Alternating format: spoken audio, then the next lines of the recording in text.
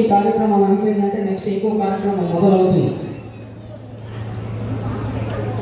ఆ అమ్మ మెడలో హారంలో ఎన్ని పువ్వులు ఉన్నాయో అన్ని కార్యక్రమాలు నిరంతరంగా కొనసాగుతుంటాయి విద్యాపీఠంలో.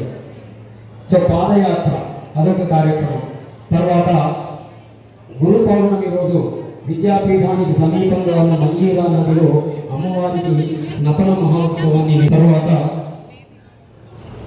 శ్రావణ మాసంలో విశేష యాగాలు, విద్యాపీఠ నిర్వహణలో శ్రీ కైలాస ప్రస్థాన మహావీరు పంచముఖ ఉమామహేశ్వర స్వామి దేవాలయం నిర్మించారు కాబట్టి ప్రధాన ఆలయానికి 4 విద్యా యాగాన్ని మనం నిర్వహించుకోవడం జరుగుతుంది.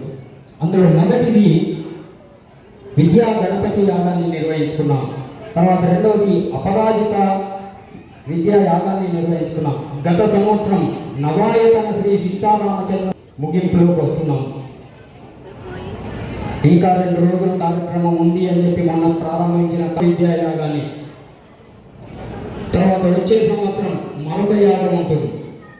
సో ప్రతి సంవత్సరం ఒక విశేషమైన విద్యా యాగాన్ని నిర్వహించి అమృత తుల్యమైన తీర్థం, ఒక ఆధ్యాత్మిక పాజిటివ్నెస్. ఇక ఏంటి అంటే తీర్థం తీసుకోగానే మనకు రోగాలు ఏమైతేనేది కాదు, మన మనసులో ఒక పాజిటివ్ దృక్పథాన్ని మనం పెంచుకోవాలి. దానివల్ల మనకు మంచి జరుగుతుంది అని మన మనసులో అనుకుంటే